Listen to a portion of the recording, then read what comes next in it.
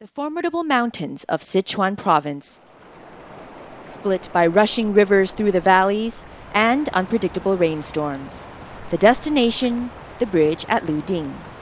This was probably one of the most critical points of the long march for the Red Army. They had to get across this bridge, and they managed to just a few hours ahead of their pursuers. But now more troubles lay ahead because they had entered hostile territory, a region of non-Chinese speaking foreign tribes. Including the Tibetans. This was their world, and the approaching Red Army unwelcome invaders. The communists would face ambush repeatedly in this frontier, far from the heart of China. Today, a very different atmosphere prevails, and curious Chinese tourists now flock to the once forbidding area and enjoy Tibetan performances of prayer, meditation, and delicate dance.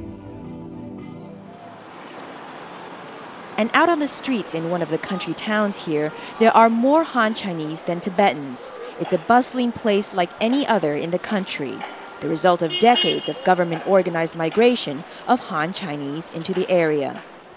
It all looks good on the surface, but there are tensions, and the image of harmony sometimes falls apart.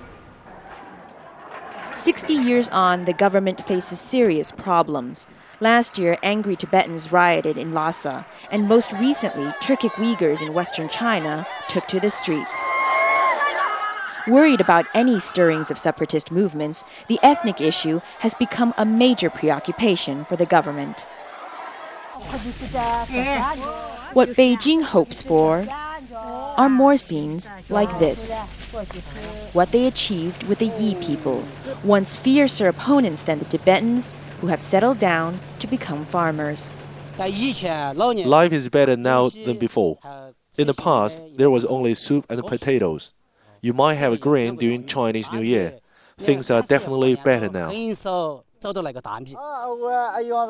Like many minority groups, they have become more Han Chinese with each generation, and without the level of defiance seen from the Tibetans or Uyghurs. They maintain their own identity, but most would say they consider themselves Chinese, part of one nation. My grandparents speak the Yi language. We have our own written script too, but my generation speaks Mandarin Chinese.